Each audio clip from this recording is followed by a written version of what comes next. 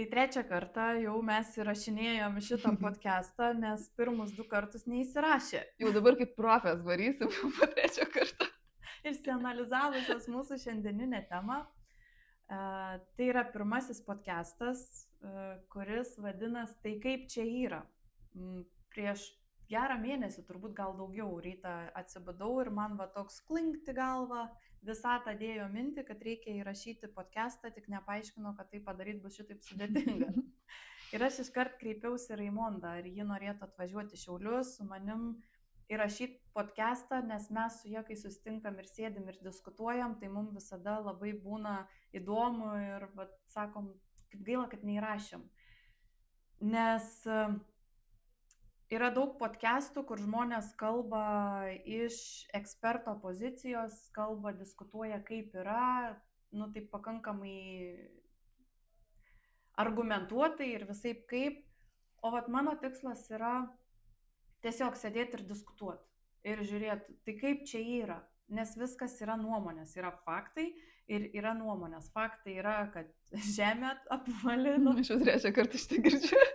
Tu girdėjai apie Saulę. Faktas yra, kad Saulė danguje, aš dabar sakau, kad Žemė apvali, bet tada iškart taip nutilau, nes yra plokščia Žemė. O aš pati aplink neapskridau, žinai, ir nepasižiūrėjau, kaip ten yra. Čia ir lemba nuomonė, matai. Jo, čia irgi yra nuomonė.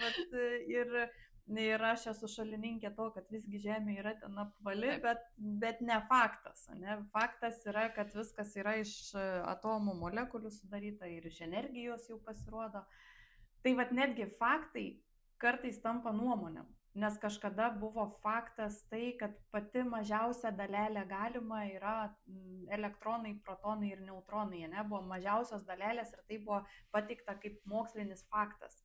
Dabar jau yra įrodyta, kad tuose protonuose, elektronuose ir neutronuose irgi kažkas yra ir kad iš esmės viskas yra energija. Tai dabar yra jau dabartinis faktas, o bet tačiau, o kaip yra iš tikrųjų, gal vat vėl bus. Galim padiskutuoti. Galim padiskutuoti, bet mes šiandien diskutuosim kitą temą. Tai prieš pristatydama temą, kas manęs nepažįstat, noriu prisistatyti pati. Aš esu Ernesta Wolf. Esu psichologijos magistrantė, mindfulness trenerė, sąmoningumo namų valandėlė savo įkūrėja ir visai nesenai atsidarėm dar vaikų dienos centrą, kur esu ir psichologo asistentė, ir vadovė, ir globėja, ir visaip kaip ėja visokia. Ir pas mane yra Raimonda Kuiteklienė, kitaip žinoma kaip kosmonautės dienoraštis, tai kviečiu greitai prisistatyti. Jo, tai aš esu Raimonda ir aš tiesiog esu astrologė, pas mane ten daug tų titulų tokių nėra. Ir aš tiesiog esu Ernestos draugė. Taip, ir mes kartu esam biški atsitrenkusios į pušį. Kažkuri mažiau, kažkuri daugiau, bet jo, iš tos pačios pušies iškritusios. Jo, tai ką noriu pasakyti, va tuo iškritusi iš pušies ar atsitrenkusi pušį, tai yra, kad mes dalinamės šiek tiek kitokių matymų į pasaulį. Mes nežinau ar mes, bet aš tikiu, kad yra ta aukštesnė energija, yra kažkas daugiau, ko mes nesuprantam, aš tikiu, kad yra karma, aš tikiu, kad yra visata, Dievas ar kaip mes ten be pavadintume mane ir aš tikiu atvira širdim ir va, tuo platesniu tokiu matymu į gyvenimą. Aš netikiu, kad mes protu ir apsiribojam. Tai va, tai Raimonda kažkokiu tokiu panašiu matymu irgi taip. Dalinasi su manim. Ir kai nusprendžiau, kad jau noriu nufilmuoti podcastą, jau čia dabar bus įdomu pasišnekėti, kaip čia yra visokiom temom savo socialiniai erdvėje, Instagrame paklausiau sekėjų, kokia tema norėtumėt, kad aš pašnekėčiau su savo svečiu. Ir viena iš pasiūlytų temų man labai surezonavo, man yra labai įdomu, aš tada galiu papykti ir ten pasiputuoti. Tai yra dvasinis turizmas. Kas tai yra dvasinis turizmas ir kokią įtaką arba kokį poveikį jis gali duoti. Tai kadangi mes jau trečią kartą filmuojame, mes jau čia prisidiskutavom, kas yra tas dvasinis turizmas ir Ir Raimonda, gal tu nori pradėti savo pasisakymus ir aš įsivažiuosiu, ar kaip mes čia darom? O davai nuo tavęs pradėkim, nes jau 2 kartus aš pasakojau, pirmą pradėkim nuo tavęs. Kas Gerai. tau yra dvasinis turizmas? Gerai. Kas man yra dvasinis turizmas? Tai pirmo podcast'o filmavimo metu Raimonda labai švelniai pasisakė, aš iškart variau į ten tokį griežtą kategoriškumą, bet tai dabar turbūt pasistengsiu pasisakyti gal šiek tiek plačiau. Aš manau, kad dvasinio turizmo yra skirtingi lygiai, bet man dvasinis turizmas yra apie tai, kai žmonės laiko save dvasingais, vadina save dvasingais ir iš savęs visaip tą dvasingumą išreiškia rūbais, kristalais, va kaip aš čia apsikariščius, ane, bet varinėja tik tai po tas geros savijautos praktikas, kur vat nuvažiuojam, pabūnam visi kartu, atsigeriam kakavytės, išsiskirstom, o toliau gyvenime iš savo burnos varlės mėtų.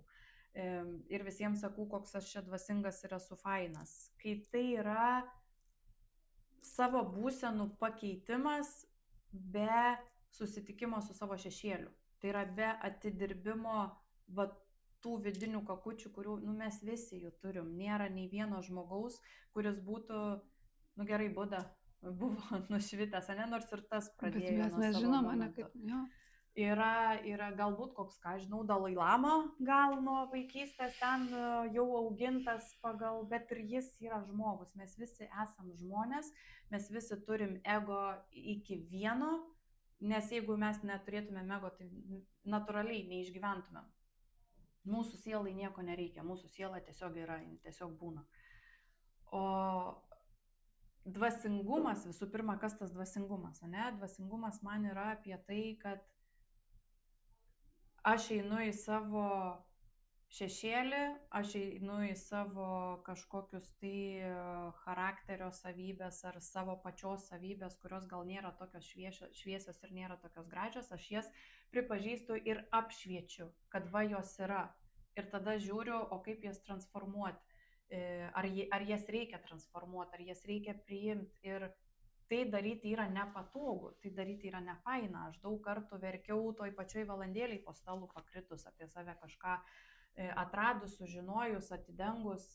Man buvo labai nepatogu žiūrint kitam žmogui į akis pripažinti, kad pas mane yra puikybės, kad aš turiu visai nemažą ego, kad aš esu valdinga, labai valdinga, kad aš esu kategoriška. Man tą daryti buvo beprotiškai sunku ir dabar aš tą galiu paprastai pasakyti visiems. Aš turiu ego ir aš esu kategoriška ir aš esu valdinga, bet aš žinau, kad aš galiu arba tą savo kategoriškumą, valdingumą naudoti destruktyviai, kenkiant žmonėms, bandant paimti savo viršų ir rodyti savo kažkokį tai aukštesnį, kad aš geresnė už visus, arba aš galiu tas savo savybės perkelti į teigiamą pusę ir įkurti valandėlę, suorganizuoti projektą, kurį reikia suvaldyti, įrašyti, kažkur kategoriškai pasakyti ne, nes jeigu tu visiems sakai tik tai taip ir esi fainas ir joks nekategoriškas, tai tau užsilips ant galvos, patryps ir nieko gero iš to negims, ne?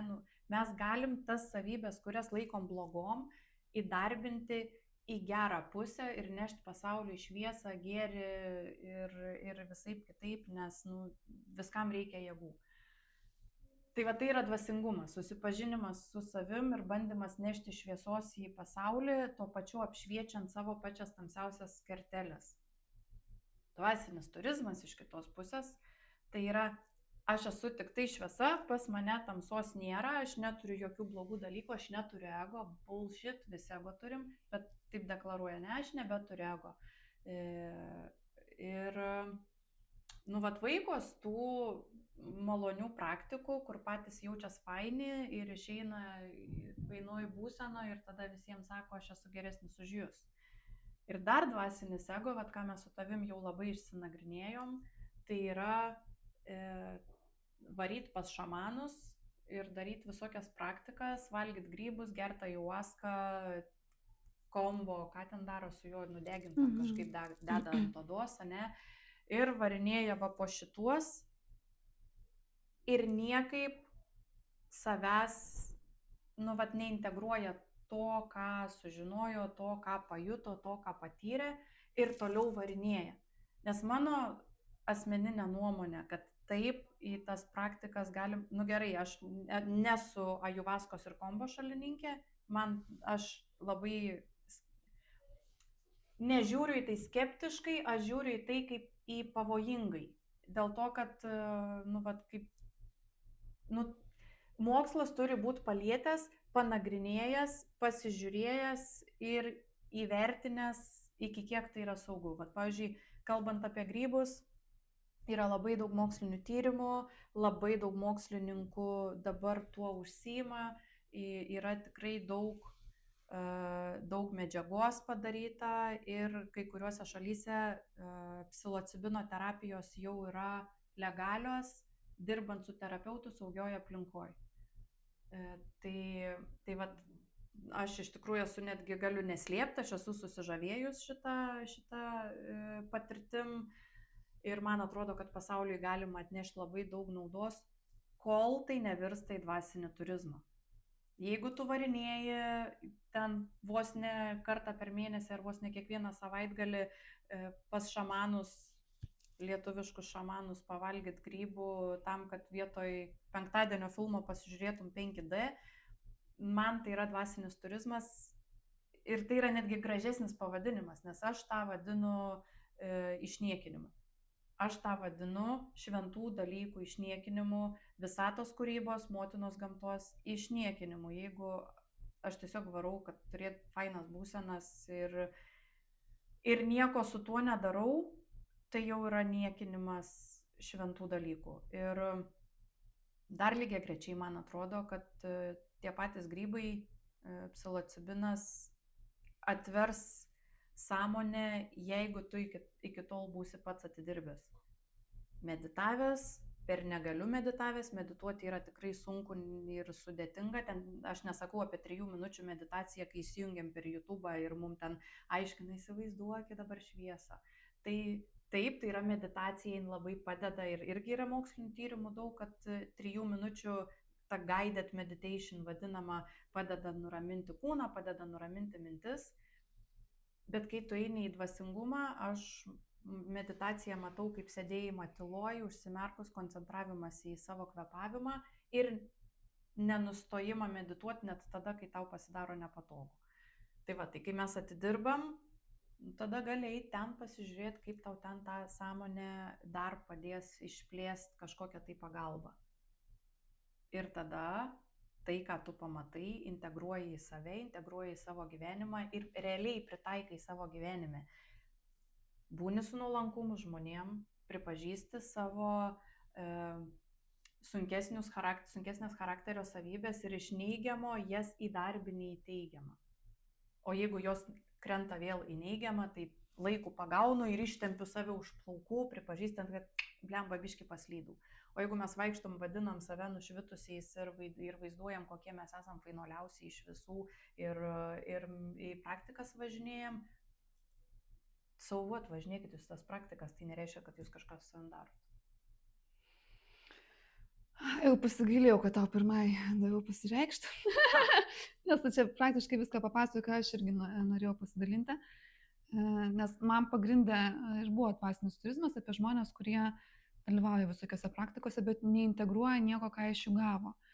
Ir tiesiog važiuoja, kad čia kažką patirsiu, prasiplės ten sąmonė, ateis kažkokie suvokimai, kas iš tikrųjų ir gali vykti tose praktikose, bet jeigu žmogus grįžta namo ir vėliau nedaro jokių išvadų, nekeičia savo galbūt ar gyvenimo būdo, ar nekeičia kažkokių aplinkos dar kažko, tai lieka tiesiog ta patirtis, kuri buvo ten kokį savaitgalį ir žmogus toliau gyvena taip, kaip gyvenęs.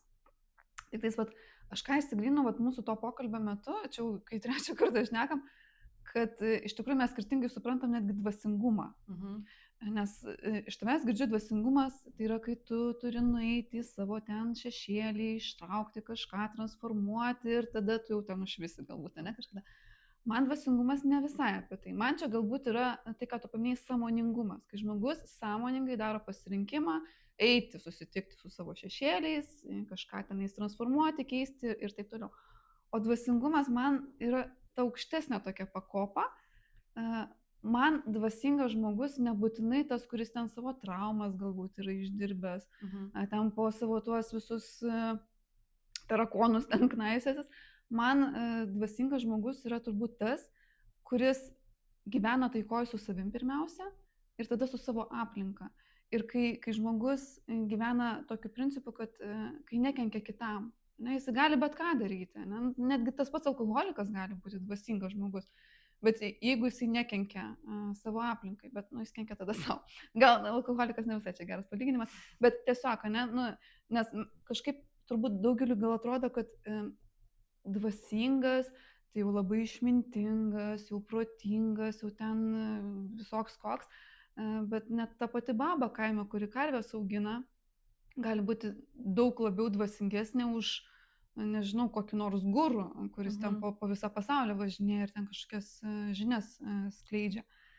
Tai vat man dėl to, kai tu sakai, kad tie žmonės, dvasiniai turistai, tie, kurie neišdirbė ten savo kažkokių dalykų ir jau ten galbūt skleidžia, kad vat aš tai jau, man gal jisai nedvasinis turistas, man jis daugiau gal yra ego ir puikybei tiesiog.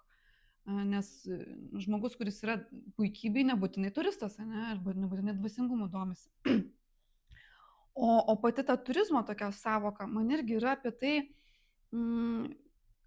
kaip ir kelionių turizmas. Irgi žmogus važiuoja kažką patirti, pačiupinėti, kad būtų fainai. Tai va ir tas dvasinis turizmas, kai žmogus iš tikrųjų turbūt galvoja, kad va čia dabar bus kažkas atsivers man sąmonė, prasiplės, aš galbūt būsiu ypatingesnis kažkoks ir pabūsiu ten į kokioje ceremonijoje ir man čia tai viskas bus, bet ne, tai va čia turistas. Kaip ir žmogus, kai jisai važiuoja kažkur į kelionę, aplankyti kažkokią šalį, jisai važiuoja su juo susipažinti, fainai praleisti laiką, pailsėti, kažkokių nuotykių patirti, bet jisai grįžta namo ir viskas, ir liko tai praeityje. O tam, kad iš tikrųjų tą šalį patirti, pažinti, pajausti, tai ir joje reikia gyventi. Taip. Tai va čia, tai va ir dvasinis turizmas ir yra apie tai, kad tiesiog pačiupinėjau, pabuvau fainai, ten vizijas pamačiau galbūt, ten kažką patyriau per kūną, bet tuo ir pasibaigė. Ir va, ir čia tada atsiranda, koks antra dalis to klausimo buvo. Koks poveikis? Koks poveikis, ne? Tai tada du dalykai, ne? Jeigu atėjau, patyriau kažką, pasilikau tą patirtį, nieko nekeičiu savo gyvenime ir gyvenu kaip gyvenu, tai čia yra žmogaus pasirinkimas, tiesiog. Bet kada žmogus nuvyksta, patiria ir paskui pradeda jau visiems čia skelbti kažką, pasakoti ir iškreipti visą tą tikrai sakralią galbūt netgi patirtį, tada jau nelabai čia gerai, man atrodo, nes tada ir formuojasi ir nuomonė, ir apie tas pačias ceremonijas, nors tu sakai, kad ten ajavaska, dar kažkas neturi to mokslinio pagrindimo, bet aš galvoju, taip, neturi to pagrindimo, bet tikrai yra daug žmonių, kam tikrai labai padėjo. Tai, aš neneigiu tikrai. Čia ne apie tai, kad neigimas, bet tiesiog tai yra tikrai sakralios ir žinios ir augalai, kurie tikrai gali žmogui padėti, bet kada jisai ne tik su dvasingumu ten, bet ir su sąmoningumu. O kai to nėra, tai kaip tu gerai labai pasakai, prievartavimas kažkoks, niekinimas tos pačios gamtos, nes per ją mes labai daug dovanų galim gauti. O čia tiesiog atėjau, man tai toks, atėjau, išmindžiau čia viską, gėlytės nusiskabiau ir išėjau. Ir toks... Visiškai ego pasireiškimas, to blogojo ego, sakykim taip, nes ego nebūtinai blogas. Taip, ego vis tiek mums reikalingas, nesgi be jo. Nieko nepadarytumėm, neturėčiau ego, apie valandėlę net mintis nebūtų, sėdėčiau savo miške, medituočiau ir dzinbalą laiką, kaip jūs visi aplinkui gyvenat, žinai. Bet aš gal prie dvasingumo noriu grįžti, kaip aš suprantu realiai, dvasingumą. Man dvasingumas yra apie tai, kai žmogus yra visiškam susijungime, vienyje su visata, su viskuo, su visom gyvom būtybėm, jis tiesiog yra, ir per save leidžia tą visatos meilę. bet tokių žmonių yra vienetai. Mes visi kiti, paprasti mirtingieji, bandom būti dvasingais. Ir geriausias kelias į tą dvasingumą, tai yra per sąmoningumą, per išvalymą savęs, nes kai išvalai save, kartais dvasingų galima būti net su traumom, bet jeigu tu nešioji savy puikybę, egoizmą, egocentrizmą, aš svarbesnis už kitus ir panašiai, tai čia apie dvasingumą kalbos būti net negali. Tai man atrodo, kad pirmas laiptelis yra sąmoningumas, o tada jau mes galim eiti tą dvasingumą, bet realiai į tą dvasingumą yra taip mažai žmonių atėję. Nes mes visi arba nedainam iki sąmoningumo, arba kažkur pakimbam. Bandom biškį peršokt. Dainam iki sąmoningumo ir bandom lipti aukščiau link dvasingumo, bet mes esam žmonės, pas mus biškį pakiša koją, mes kartais nepamatom net to, kur jau tas ne kažką ego įsijungia ir pakimbitų. Ir tai yra labai žmogiška ir labai gerai ir labai normalu, nes mes esame evoliucijoje. Mes tik evoliucionuojam dar į kažkokią tai aukštesnę dvasinę būtybę, kad, mažai žmonių yra tikrai dvasingi.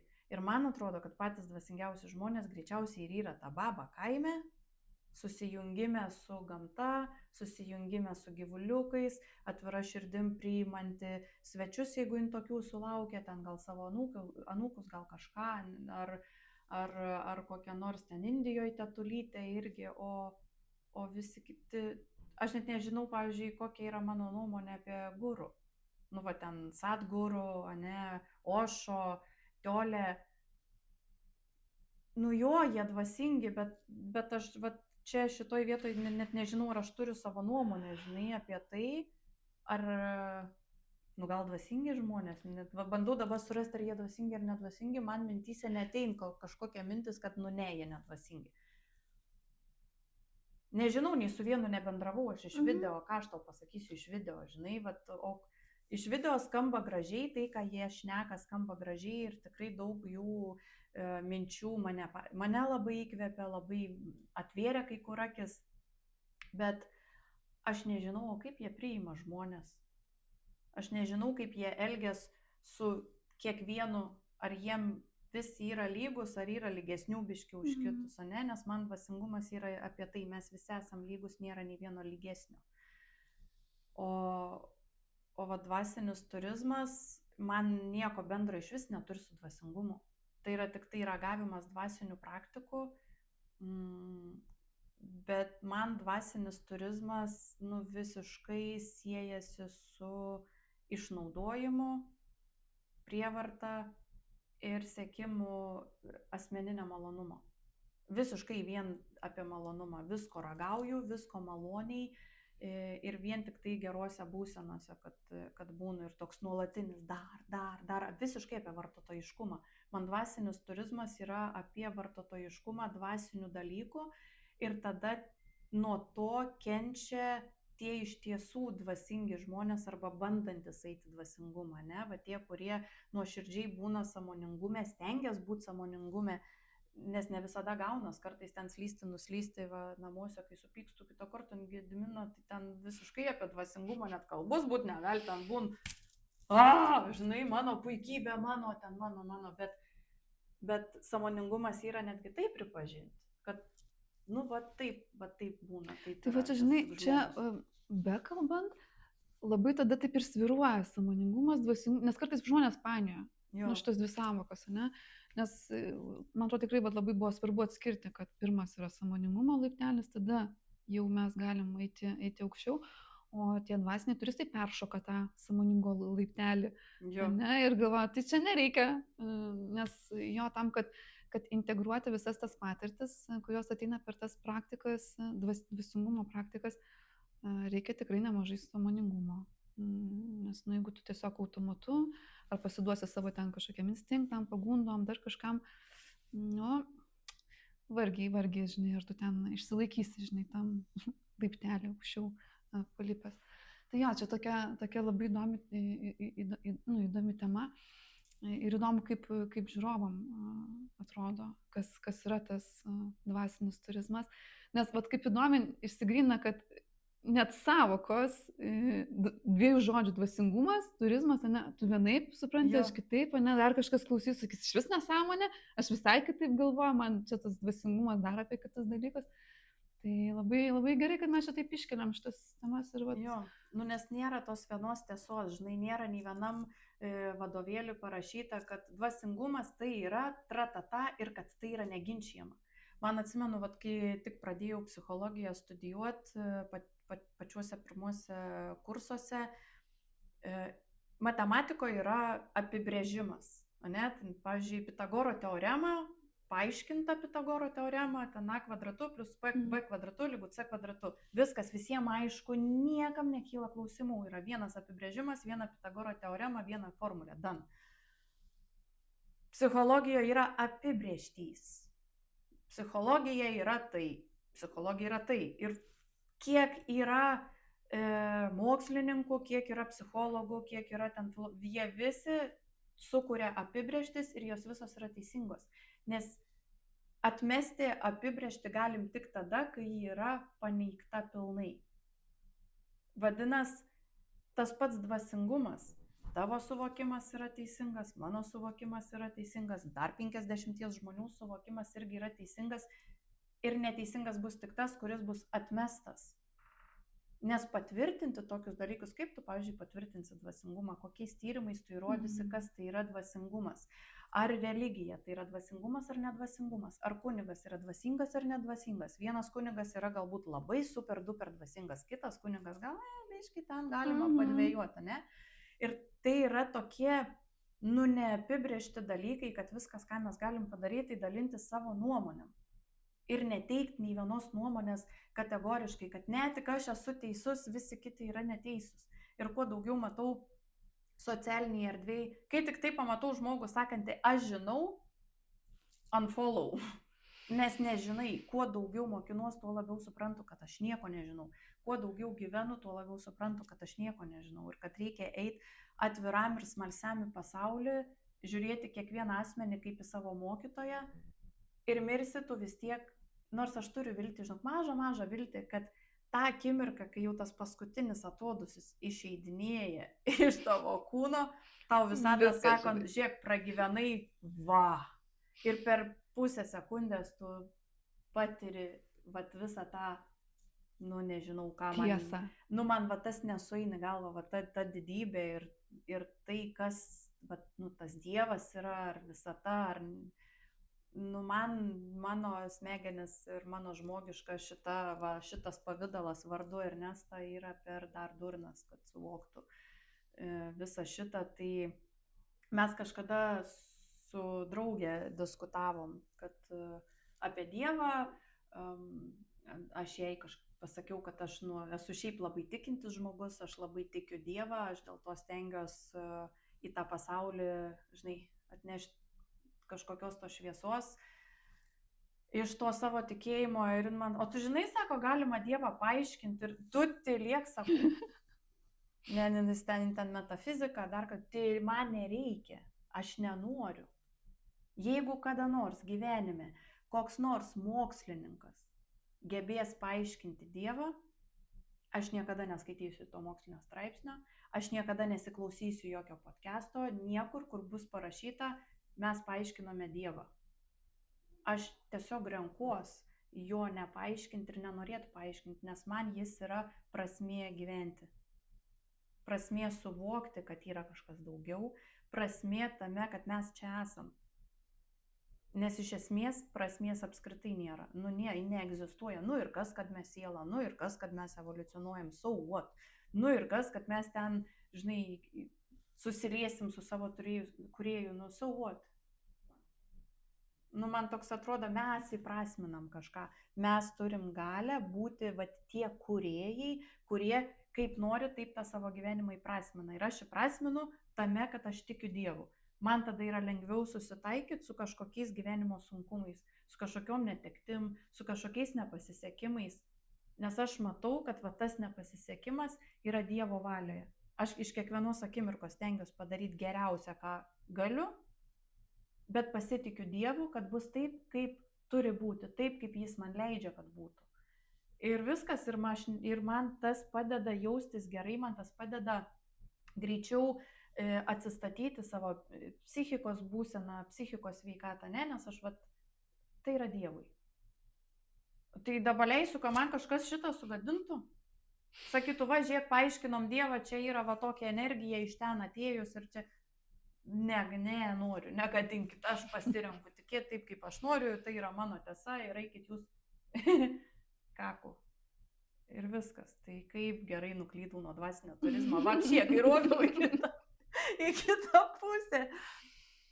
Ką taip mano smegenys, asociacijų būdu taip mano smegenys veikia. Tai ką prie to dvasinio turizmo norėjau labai pridėti, tai kad nuo jo labai kenčia iš tikrųjų atsidavę sąmoningumui ir dvasingumui žmonės.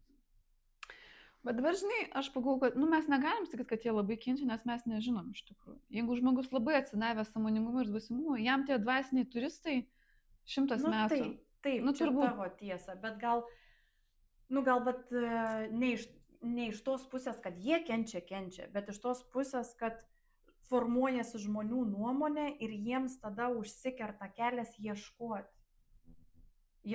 to kažko daugiau, nes taigi čia pasižiūrėk šitie čia nesąmonė.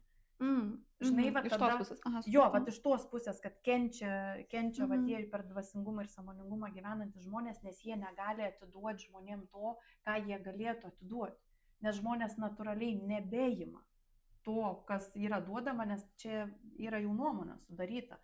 Ir kai kuriem, pažiūrėjau, aš buvau iš tų žmonių, kurie labai sunkiai ten turėjau sunkų ir ilgą gyvenimo etapą ir tą savo dugną buvau pasiekus, kad ir aš jau pradėjau ieškoti, padėkit, man padėkit, aš nebegaliu, aš nebesusitvarkau, aš nebegaliu, padėkit. Tai ir aš radau tą pagalbą tam kitokiam matyme, tam kitokiam gyvenime, kitokiam pasaulyje. Ir aš atsigavau, pražydau, radau save ir esu laiminga ir visaip kaip, ne? Bet jeigu būtų man kelias užkirstas, nes yra visi dvasiniai turistai ir man čia sakytų, čia tie narkomanai, kur grybus valgo kiekvieną savaitgalį, tai aš tada ieškočiau, aš nežinau tada kokią aš tą pagalbą būčiau radus, nes aš pas psichologus ėjau ir man standartinis mokslas yra netinkamas kelias.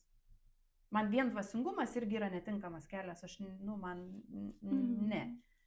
Man reikia to tarpinio varianto, kad yra Dievas, bet yra ir mokslas.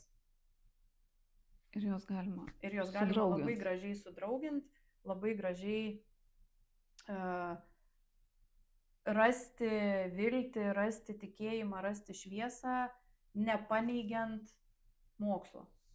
Nes mūsų protui mums reikia atsakymų, mums reikia į kurių žinojimų, į vienus klausimus mums atsakymo mes turim rasti, kitus klausimus atsakymo mes neturim rasti. Man dabar prisiminiau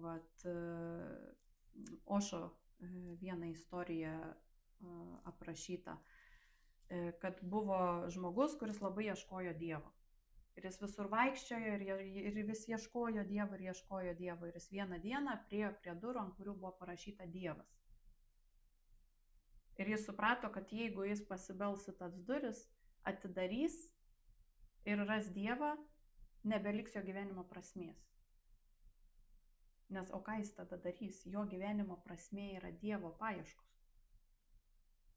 Tai jis nuo tų durų ir išėjo, taip ir neatėjęs pas Dievą, nes ten yra jo gyvenimo prasmė.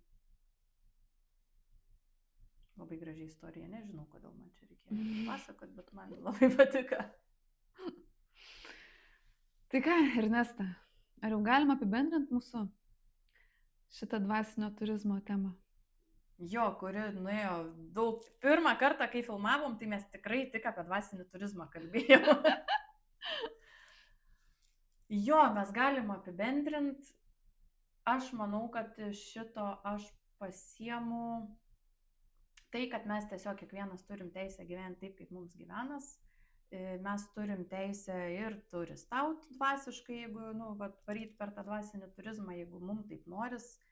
Mes kiekvienas einam savo asmeninį kelią, turim savo asmeninę istoriją ir galbūt žmogus praturistavęs 5 metus, 6 metus paims ir supras kažką, o kitas galbūt ir ne, galbūt taip ir gyvens, kiti gyvens kitaip. Nu, mes tiesiog visi turim teisę gyventi taip, kaip gyvenas.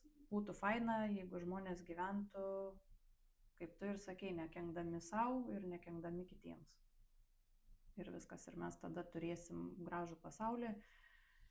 Leiskim visiems būti taip, kaip būnas, leiskim būti mokslo žmonėms, tik moksle, leiskim būti dvasinguoliams, tik dvasingume, leiskim būti tie, kurie, vat, kaip mes su Raimonda bandom ten kažkur per vidurį rasti savo kelią.